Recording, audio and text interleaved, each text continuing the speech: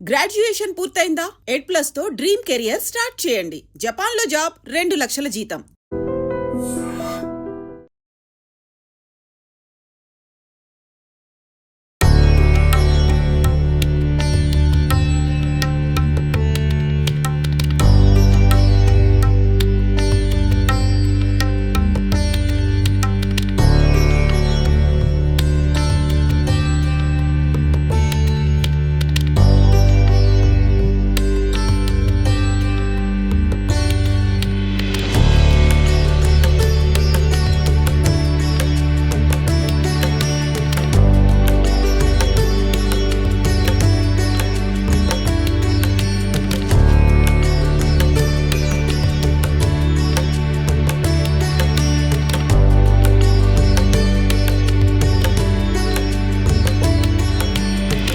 నమస్తే.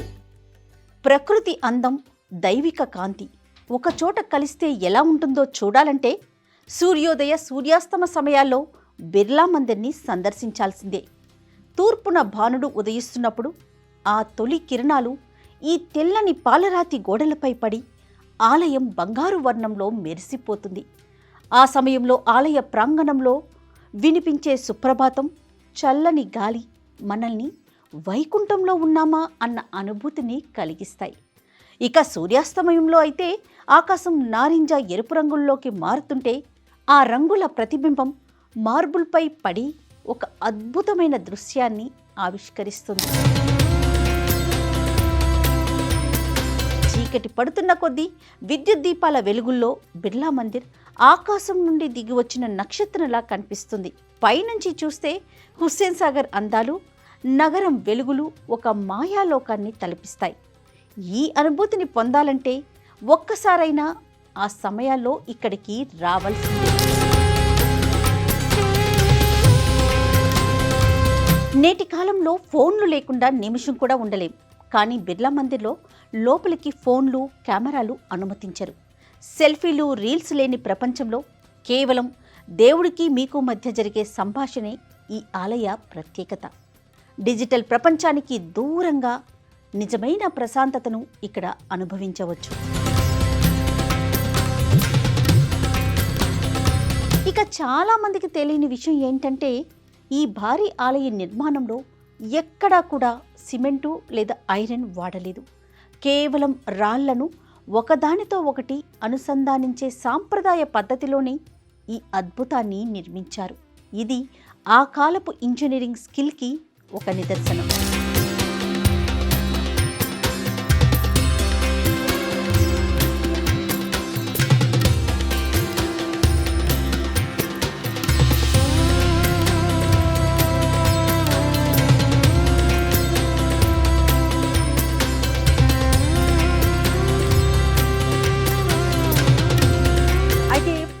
ఆలయం మొత్తం కూడా రాజస్థాన్ నుంచి తీసుకొచ్చినటువంటి పాలరాతితో తయారు చేయబడిందండి. ఆలయ ప్రాంగణం మనం ఎటు చూసినా కూడా పాలరాయి కనిపిస్తుంది. దీనివల్లే ఇంతకుముందే నేను చెప్పాను కదా, సూర్యకాంతి పడిన వెంటనే పగలే మనకి వెన్నెల కనిపిస్తున్నట్టుగా అనిపిస్తుంది.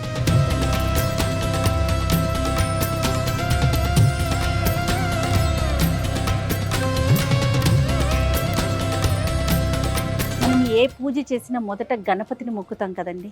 ఆయన్ని మొక్కినాకే ప్రథమ పూజ్యుడు కదా ఆయన. సో ఇక్కడ కూడా పాలరాతితో అద్భుతమైన గణనాథుడు ఉన్నాడు. అయితే దీన్ని 2005లో కన్స్ట్రక్ట్ చేయటం జరిగిందని చెప్పేసి ఆలయ నిర్వాహకులు చెప్తా ఉన్నారు. ఎంత బాగున్నారంటే శాంతంగా మిమ్మల్నే చూస్తున్నా నేను, నా వైపు చూడండి, మీ అందరినీ నేను కాపాడుతానన్నట్లుగా ఎంత శాంతంగా కూర్చుని ఉన్నారంటే. జై బోలో గణేష్ మహారాజ్కి జై.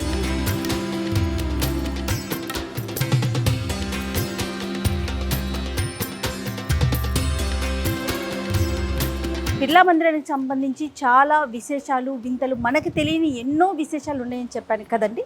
అందులో ఒకటి ఈ ప్రసన్నాంజనేయ స్వామి. ఏదైతే ఈ ఆలయ నిర్మాణం జరిగేటప్పుడు ఇక్కడ ఒక పెద్ద మర్రి చెట్టు ఉండేదటండి.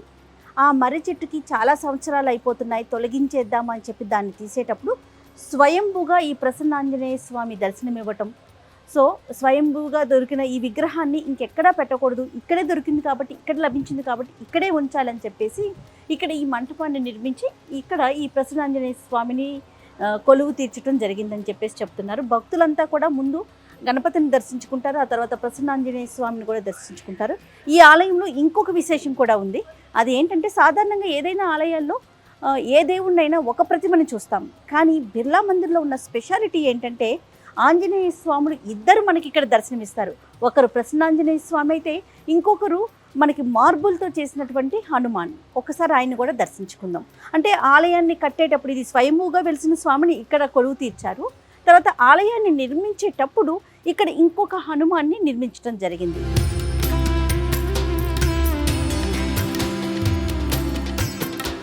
ఇక్కడ చూడండి, సంజీవని పర్వతాన్ని మోసుకెళ్తున్నట్టుగా మనకి పాలరాతి శిల్పంతో హనుమాన్ కనిపిస్తూ ఉన్నారు.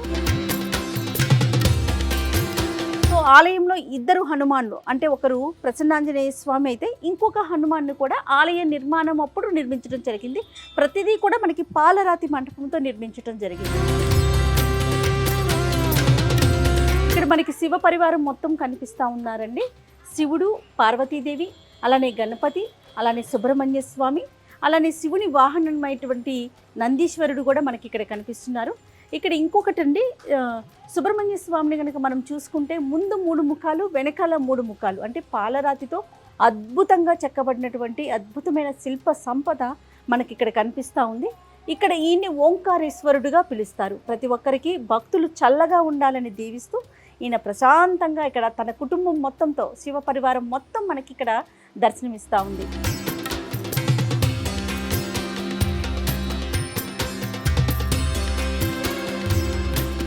భిన్న సంస్కృతుల సమ్మేళనం మన భారతదేశం అని మనం ఎంత గర్వంగా చెప్పుకుంటామో దానికి నిలువెత్తు నిదర్శనం నిజంగా ఈ బిర్లా టెంపుల్ అండి. ఇక్కడ చూడండి, కొలువై ఉన్నది శ్రీ బాలాజీ స్వామి. కానీ అన్ని మతాల వారు ఇక్కడ ప్రార్థనలు చేసుకోవటానికి వీలుగా అన్ని మతాలకి సంబంధించి జుడిజియం, అలాగే ఇదిగోండి ఇక్కడ కూడాను ప్రతి ఒక్కరు క్రిస్టియానిటీ, ఇట్లా ప్రతి ఒక్కరూ కూడా ఇక్కడ కూర్చొని ప్రార్థనలు చేసుకోవడానికి వీలుగా ఇక్కడ ఒక ప్లేస్ని అరేంజ్ చేయటం జరిగింది. అదే కదండి మరి భిన్న సంస్కృతుల సమ్మేళనం, జాతి కుల మత వివక్షత లేనిదే మన భారతదేశం. దానికి నిదర్శనమే ఈ బిర్లా టెంపుల్. ఈ ఆలయానికి ఉన్న ప్రత్యేకతలో ఇంకొక విషయం చెప్తానండి. గోపురం యొక్క డిజైన్ చూస్తే కనుక మనకి మధుర మీనాక్షి అమ్మన్ గోపురానికి ఎలాంటి డిజైన్, ఎలాంటి ప్రాకారం ఉంటుందో సేమ్ అలాగే డిజైన్ చేయడం జరిగింది. అలానే ఆలయం యొక్క ఆకారం కనుక మనం చూసుకుంటే పూరీ జగన్నాథ స్వామి ఆలయాన్ని మనం చూస్తే కనుక ఎట్లా అనిపిస్తుందో సేమ్ స్ట్రక్చర్, అదే స్ట్రక్చర్ ఇక్కడ కనిపిస్తుంది. పాలరాతిని మొత్తాన్ని రాజస్థాన్ నుంచి, అలానే పూరీ నుంచి ఆలయ ప్రాకారం, అలానే తమిళనాడులోని మనకి మీనాక్షి ఆలయం దగ్గర నుంచి గోపురం, ఇలా వివిధ రాష్ట్రాల నుంచి తీసుకొచ్చి మొత్తం సమ్మిళితం చేసిందే మన బిర్లా మందిర్.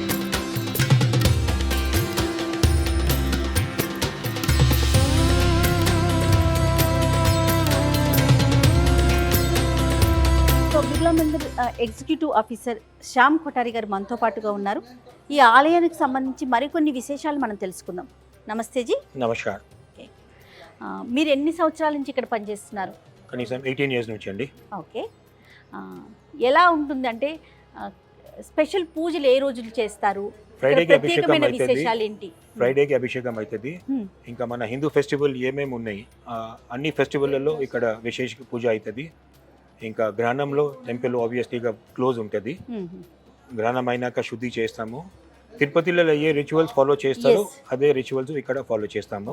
మనకి కలియుగ ప్రత్యక్ష దైవం తిరుమల శ్రీ వెంకటేశ్వర స్వామి, అలాంటి పేరు మనకి బాలాజీ మనకి హైదరాబాద్ లో ఉండటం నిజంగా మన గొప్పతనం. అవును, దాని వెనుక కూడా ఒకటి అది ఉన్నది ఫ్యాక్ట్.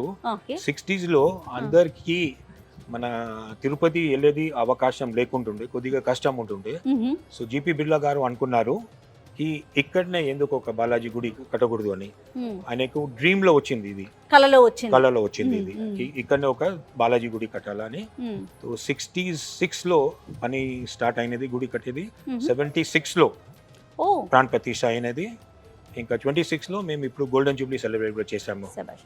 దాదాపుగా 10 సంవత్సరాల పాటు సమయం పట్టింది. 10 సంవత్సరం కనీసము ఓకే. అట్లా. ఇది రాజస్థాన్ నుంచి తీసుకొచ్చిన మార్బుల్ ఇక్కడ మనకి పెట్టడం జరిగిందని కూడా విన్నాను. ఇంకా ఏంటండి విశేషాలు? ఇది మొత్తం మార్బుల్ అండి, మక్రానా నుంచి ఒక మటెల్ జగ ఉన్నది రాజస్థాన్ లో, అక్కడ నుంచి వచ్చింది. అప్రాక్సిమేట్లీగా 2000 టన్స్ మార్బుల్ వచ్చింది. ఇంకా వర్కర్స్ కూడా రాజస్థాన్ వే ఉండే. ఇంకా అన్ని బిర్లా మందిరాలు పాన్ ఇండియాలో మీకు లక్ష్మీనారాయణ గారు ఉంటారు, అవును, కుల్ దేవత. ఇది ఒక ఎక్సెప్షన్ ఉన్నది మళ్ళీ అన్ని బిర్లా మందిరాలలో. ఇక్కడ ప్రిసైడింగ్ డైటీ బాలాజీ ఉన్నారు. ఓకే, అట్లా ఓన్లీ బాలాజీ కనిపిస్తారు మనకి ఇక్కడ. ఓకే. ఇంకా పూజా విధానంలో కూడా చాలా ప్రత్యేకతలు ఉన్నాయని విన్నాను. పూజా విధానంగా మా పంతులు గారు అంటారు. రైట్, ఆయన right. తప్పకుండా. Okay. Thank you. నమస్కారం. నమస్తే. అయితే ప్రజెంట్ నాతో పాటుగా ఆలయ ప్రధాన అర్చకులు లక్ష్మీ నరసింహాచార్య గారు ఉన్నారు. ఒక్కసారి ఆలయంలో జరిగే ప్రత్యేక పూజలు ఏంటి, అలాగే విధి విధానాలు ఏంటి ఒకసారి తెలుసుకుందాం. నమస్కారం గురుగారు. నమస్కారం. కాశ్యపాన్వయ సంజాతం నారాయణ పదాశ్రితం శ్రీమన్నారాయణం వందే యతీశ్వర శ్రియాజుషం. ప్రధాన అర్చకులుగా పనిచేస్తూ ఉన్నారు. సో అంటే అనునిత్యం స్వామివారి ముందే ఉంటారు. ఎంతో ఏదో పూర్వజన్మ సుకృతంగా భావిస్తూ ఉండుంటారు బహుశా. చాలా సంతోషంగా అనిపిస్తోంది మీతో మాట్లాడటం. నిజంగా చెప్పాలంటే ఈ దేవాలయంలోకి అడుగు పెట్టడం అనేటువంటిది ఒక పూర్వజన్మ సుకృతంగానే భావిస్తూ ఉన్నాను. నా ఇంటర్మీడియట్ అయిన తర్వాత ఒకసారి ఇక్కడ దర్శనానికి రావడానికి జరిగింది. సామాన్య భక్తుడిగా దర్శనానికి వచ్చాను. ఆ రోజు చాలా అద్భుతమైనటువంటి ఒక అభినవేశం.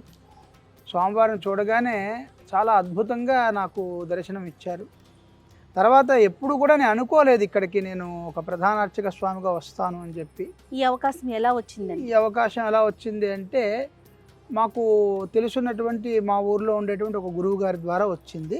వారు ఇక్కడ దర్శనానికి రావడం జరిగింది. వస్తే ఇక్కడ ఉండేటువంటి అర్చక స్వామి రాజగోపాల స్వామి అనేటువంటి ఆయన వారికి చెప్పారు, స్వామి ఇక్కడ ఇలాగ ప్రధాన అర్చక పోస్ట్ ఖాళీ ఉంది, ఇంటర్వ్యూలు అయ్యాయి కానీ ఎవరు కూడా సెలెక్ట్ కాలేదు అని చెప్పి. అప్పుడు నేను షోలాపూర్లో పనిచేస్తూ ఉన్నాను.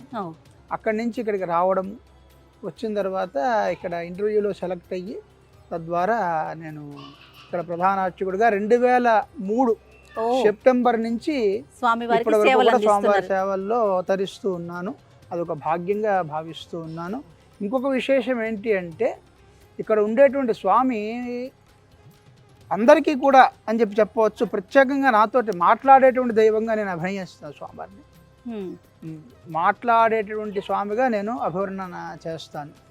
అంత గొప్ప బంధం మాది. అంత అనుభూతిని పొందాను, అంత అనుగ్రహాన్ని స్వామి నాకు చేశారు. చాలా సంతోషం. ఎన్నోసార్లు నాకు అమెరికా లాంటి దేశాల్లో అవకాశం వచ్చినప్పటికీ కూడా స్వామి కదలనివ్వలేదు. ఒక్కొక్కసారి ఒక్కొక్క రీత్యా స్వామి ఆపుచేసి, నాయన నా దగ్గరే సేవ చేసుకోరా అన్నారు. అది నిజంగా నా భాగ్యం. అది చివరికి ప్రదేశం ఒక్క 2000 సంవత్సరంలో కూడా సంతకం చేసిన తర్వాత కూడా నేను వెళ్ళడం ఆగిపోయాను. నేను మీరు ఇంకెక్కడికి కదలటానికి రిటైర్ అయ్యేంత వరకు కూడా స్వామివారి యొక్క సేవలోనే తరించాలి అని చెప్పి 23 బ్రహ్మోత్సవాలు స్వామివారికి నా చేతులతో నేను జరిపించాను. నేను ఎంత అద్భుతమైన విషయం అండి. అలాగే స్వామివారికి చేసే పూజా విధానాలు ఏ విధంగా ఉంటాయి? స్వామివారికి శ్రీ పాంచరాత్ర ఆగమానుసారము ఇక్కడ పూజా పద్ధతులన్నీ కూడా జరుగుతూ ఉన్నాయి. సుమారుగా మనకి దేవాలయం కట్టి 50 సంవత్సరాలు పూర్తయింది ఈ సంవత్సరంతో. 50 సంవత్సరాల నుంచి కూడా ఈ దేవాలయంలో వివాహమైనటువంటి గృహస్థుగా ఉన్నటువంటి అర్చక స్వామే స్వామివారికి ఆరాధన సమర్పించడం జరుగుతుంది. ఉదయము 6:30కి సుప్రభాత సేవ స్వామివారికి జరిపిస్తాము. అదే శుక్రవారం నాడైతే 4:30 సమయంలో స్వామివారికి సుప్రభాత సేవ చేసి అభిషేక కార్యక్రమం జరుగుతూ ఉంటుంది. ప్రతి శుక్రవారం స్వామివారికి అభిషేకము. ప్రతిరోజు కూడా నిత్యంగా 6:30కి స్వామివారిని సుప్రభాత సేవతోటి మేలుకొలిపి తర్వాత స్వామివారికి కాస్త పాలు, డ్రై ఫ్రూట్స్ నైవేద్యము జరిగించిన తర్వాత సుమారు 8 గంటల నుంచి ఆరాధన కార్యక్రమం జరుగుతుంది. సాధారణంగా మిగతా దేవాలయాల్లో తెర వేసి ఆరాధన చేస్తారు, అది ఏకాంత ఆరాధన అని చెప్పి అంటారు. ఇక్కడ మేము తెర తీసే స్వామివారు భక్తులందరూ కూడా దర్శనం చేస్తూ ఉండగానే ఆరాధన చేస్తారు విధానం అనేటువంటిది నిర్వహిస్తాము. ఇది లోకాంత ఆరాధన అని చెప్పి మనకు భక్తులందరూ కూడా దర్శనం చేసుకోవచ్చు. ఆరాధన చేసేటువంటి సమయంలో ఒక నైవేద్యం చేసేటువంటి సమయంలో మాత్రం తెర వేసి నైవేద్యం జరిగించడం జరుగుతుంది. అయిన తర్వాత సుమారు ఒక 27-28 సంవత్సరాల క్రితము చిన్నజీయర్ స్వామివారు ఈ స్వామివారి దగ్గరికి రావడం జరిగింది. ఇది పెద్దజీయర్ స్వామివారు ప్రతిష్ఠ చేసినటువంటి దేవాలయము. ఆ పెద్దజీయర్ స్వామివారి యొక్క చేతులతోటి చేసినటువంటి ప్రతి దేవాలయం కూడా చాలా అభివృద్ధిలో ఉన్నాయి. అలాగనే చిన్నజీయర్ స్వామివారు ఇక్కడ దర్శనానికి రావడం జరిగింది. వారి యొక్క ఆదేశాల ప్రకారము నిత్యము స్వామివారికి అగ్నిహోత్రం ద్వారా ఆరాధన తిరిగి నివేదింపబడుతూ ఉంటుంది. సుమారు 8:15 నుంచి 9:15 వరకు కూడా నిత్యం అగ్నిహోత్రము, పంచసూక్త హవన కార్యక్రమము, మూలమంత్రాల హవన కార్యక్రమము ఈ దేవాలయంలో విధిగా జరపబడుతూ ఉన్నాయి. మిగతా ఆలయాలకి ఈ ఆలయానికి ఉన్న ప్రత్యేకతలు ఏంటి? ప్రత్యేకత అనేటువంటిది చెప్పాలని అంటే ఇది మనకి శ్రీరంగ సంప్రదాయ ప్రకారము ఈ దేవాలయము మనకి ఆరాధనా పద్ధతులన్నీ కూడా నిర్వహింపబడుతూ ఉన్నాయి. శ్రీరంగం నుంచి తెచ్చినటువంటి శ్రీ షఠారి అంటారు, షడగోపం భక్తులకు పెడుతూ ఉంటాం కదా, ఆ భక్తులకు పెట్టేటువంటి షడగోపము శ్రీరంగం నుంచి స్వామివారి యొక్క రంగనాథ స్వామి యొక్క పాదాలకి తాకించి ఆ శ్రీ షఠారిని ఇక్కడ ప్రతిష్ఠించడం జరిగిందనమాట. కాబట్టి అప్పటి నుంచి శ్రీరంగంలో ఏవేవైతే కార్యక్రమాలు మనకి కొన్ని జరుగుతూ ఉంటాయి, ముఖ్యమైనటువంటి కార్యక్రమాలు, ఆళ్వార్ల యొక్క తిరునక్షత్రాలు, అలాగే స్వామివారి యొక్క నక్షత్రము, స్వామివారి యొక్క బ్రహ్మోత్సవాలు, ఇవన్నీ కూడా మనకి తిరుపతి మరియు శ్రీరంగం పద్ధతుల్ని అనుసరించి మనం ఇక్కడ జరిపిస్తూ ఉన్నాం అన్ని సంవత్సరాల నుంచి కూడా. ఆలయ అంటే ప్రాకారం మనం అది చూసుకుంటే కనుక పూరి జగన్నాథ ఆలయాన్ని తలపిస్తా ఉంది. దీని వెనుకాల ఉన్న విశేషం ఏంటి గురుగారు? ఈ ఆలయాన్ని నిర్మించినటువంటి మహానుభావులు గంగాప్రసాద్ బిర్లా గారు 2 పద్ధతుల్ని కూడా వారు గౌరవించారు. ఇటు ఉత్తరాది పద్ధతి, అలాగే దక్షిణాత్య పద్ధతి. మనం చూసినట్టయితే రాజగోపురము, గరుత్మంతుడి యొక్క గోపురము, ధ్వజస్తంభము, ఈ 3 కూడా మనకి దక్షిణాది ఆలయాలకి సంబంధించినటువంటి సంప్రదాయాన్ని మనకి వ్యక్తం చేస్తూ ఉన్నాయి. అలాగే మనకి ప్రధానమైనటువంటి గోపురము, అమ్మవారి యొక్క గోపురాలు కూడా పూరి జగన్నాథాన్ని పోలినటువంటి గోపురాలు. అది ఆయా సంప్రదాయాలను గౌరవిస్తూ ఇది మరి 2 కూడా భిన్నత్వంలో ఏకత్వం అన్నట్టుగా మన బిర్లా గారి యొక్క అభిప్రాయంలో. అలాగనే ఇంకొకటి, ప్రతి బిర్లా మందిర్లో కూడా లక్ష్మీనారాయణలే ప్రధాన మూర్తులుగా ఉంటారు. ఇక్కడ శ్రీ వెంకటేశ్వర స్వామి వారిని ఇక్కడ ప్రతిష్టాపన చేయడం జరిగింది. ఇది ఒక గొప్ప విశేషము. ఓకే, మీకు జరిగిన ఏదైనా ఒక అద్భుతమైన విషయం ఉంటే భక్తులందరి కోసం ఒక్కసారి చెప్పవుతారు? అద్భుతాలు అంటే అమ్మా, నిజంగా నా జీవితమే ఇక్కడికి వచ్చిన తర్వాత స్వామివారికి అంకితమైంది అని చెప్పడంలో ఎటువంటి అసత్యం లేదు. 2003 సెప్టెంబర్లో నేను వచ్చాను. 2003 సెప్టెంబర్లో నేను వచ్చిన తర్వాత నాకు సుమారు ఆ రోజు షోలాపూర్ నుంచి ఇక్కడికి వచ్చిన తర్వాత నా దగ్గర ఎటువంటి బ్యాలెన్స్ లేదు. నిజంగా చెప్పాలంటే అక్కడ సంపాదించింది అక్కడ ఖర్చు అయిపోయింది, ఎక్కడ సంపాదించి అక్కడ ఖర్చు అవుతూనే ఉంటుంది మనిషి అన్న తర్వాత. అబ్బాయికి చిన్న ఆపరేషన్ చేయవలసి వచ్చింది. మా అబ్బాయి 8 నెలల పిల్లవాడు, అప్పుడు ఇక్కడ నేను వచ్చాను. 8 నెలల పిల్లవాడికి చిన్న ఆపరేషన్ చేయవలసి వచ్చింది. చేయవలసి వస్తే ఆ డాక్టర్ గారు మనకి పరిచయమైనటువంటి వ్యక్తి కాదు. అప్పుడే మనము ఊర్లోకి వచ్చాము, ఒక నెల రోజులు కూడా కాదు. ఎవరు మనకి పరిచయస్తూ ఉంటారు? మా సాటి అర్చకులు అందరూ కూడా అప్పటికే కొంతమంది ఇక్కడ చాలా సంవత్సరాల నుంచి ఉన్నటువంటి వాళ్ళందరూ కూడా ఉన్నారు. వారి యొక్క సూచన ప్రకారం ఆ డాక్టర్ గారి దగ్గరికి వెళ్ళడం జరిగింది.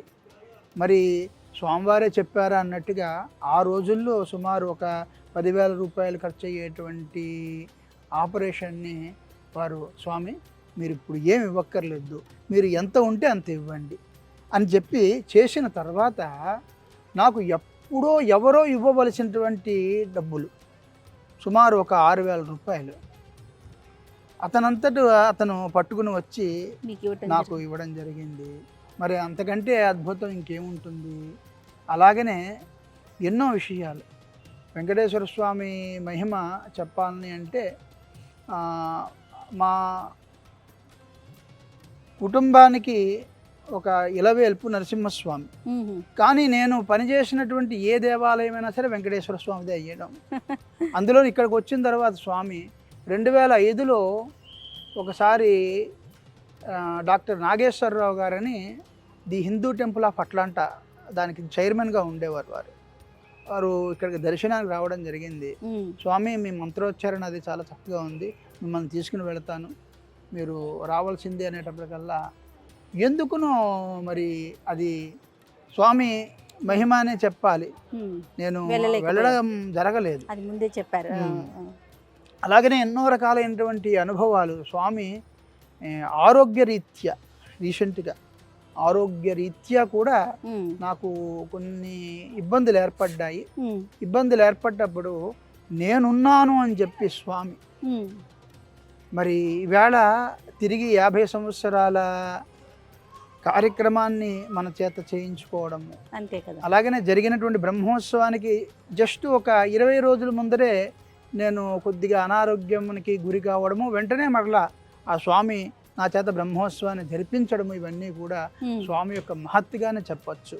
మనకి వివిధ రాష్ట్రాల నుంచి కూడా వచ్చి వారిని దర్శించుకుంటూ ఇక్కడ ఈ దేవాలయం మరొక ప్రత్యేకత ఏమిటి అంటే ఈ దేవాలయానికి అన్ని దేశాల వాళ్ళు వస్తారు, రాష్ట్రాల వాళ్ళే కాదు, అన్ని దేశాల వాళ్ళు వస్తారు.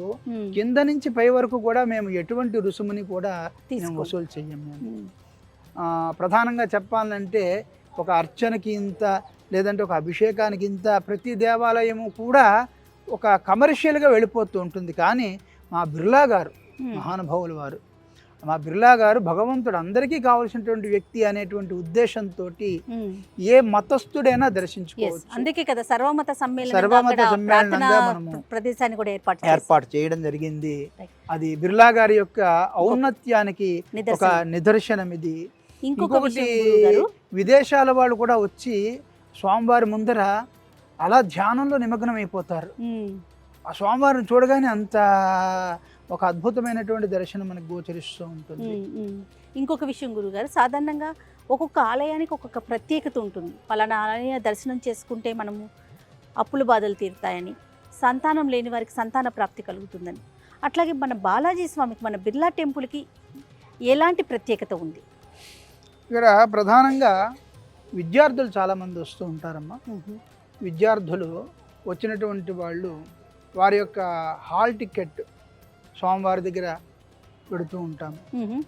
వారు ఖచ్చితంగా చదివినటువంటి వాళ్ళు, అసలు చదవనటువంటి వాళ్ళు అని చెప్పి నేను చెప్పను, మూఢంగాను. చదివినటువంటి వాళ్ళు చక్కగా వాళ్ళు ఎగ్జామినేషన్స్ రాసి, స్వామి నీ దయ వల్ల మళ్ళా మేము ఉన్నతమైనటువంటి చదువుకు వెళుతూ ఉన్నామండి. అమెరికా వెళ్ళినటువంటి వాళ్ళు కూడా చాలామంది ఉన్నారు. 10th క్లాస్ నుంచి వాళ్ళు ఇక్కడ హాల్ టికెట్ పెట్టడం ఒక అలవాటుగా చేసుకొని సుమారుగా వాళ్ళు US వెళ్ళి అక్కడ కూడా ఉద్యోగం సంపాదించి తిరిగి ఇక్కడికి వచ్చినటువంటి వాళ్ళు నేను 24 సంవత్సరాల ఈ సర్వీసులో ఎంతోమందిని నేను చూశాను.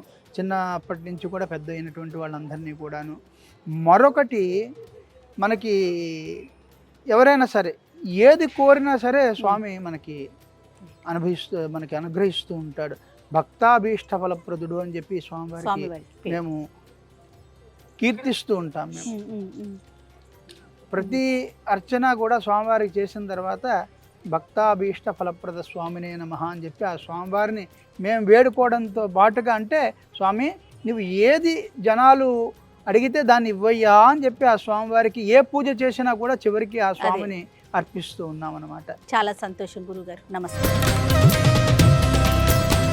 మనం మెయిన్ టెంపుల్కి వెళ్దాము.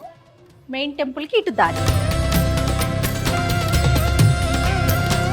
ప్రజెంట్ టైము 6 o'clock అవుతుందండి, ఈవినింగ్. జనాలు వచ్చిన వాళ్ళు వచ్చినట్లే ఉన్నారు. ముఖ్యంగా నాకు తెలుగు వారితో పాటుగా ఇతర రాష్ట్రాల నుంచి వస్తున్న వారు చాలామంది ఎక్కువగా కనిపిస్తూ ఉన్నారు. మరి 50 వసంతాలు పూర్తి చేసుకోవటం అంటే మాటలా చెప్పండి.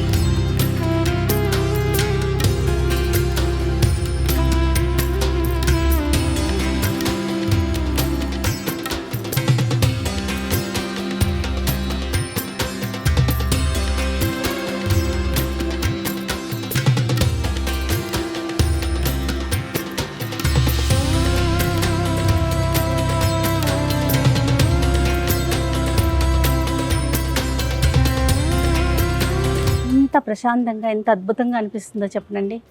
మనసుకి భలే ప్రశాంతంగా హాయిగా అనిపిస్తూ ఉంది.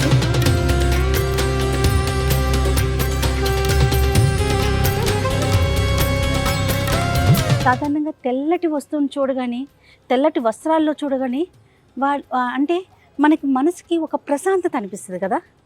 మొత్తం తెల్లటి పాలరాతితో ఇంత అద్భుతమైన కళా సంపదను చూస్తుంటే నిజంగా ఒక్కసారైనా సరే బిర్లా టెంపుల్ని చూడాల్సిందేనండి.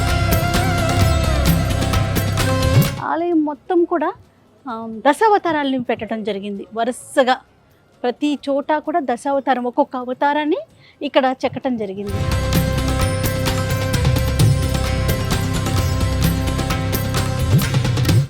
సూర్యాస్తమయం జరుగుతుందండి, సన్సెట్ జరుగుతుంది. ఎంత అద్భుతంగా ఉందో. ఆలయాన్ని సాధారణంగా ఉదయము సాయంత్రము దర్శించుకుంటాం కదండి, ఏ ఆలయానైనా. కానీ బిర్లా మందిరాన్ని మాత్రం 2 సార్లు చూడాలండి. ఒకటి పగటిపూట, 2 సూర్యాస్తమయం అయ్యేటప్పుడు.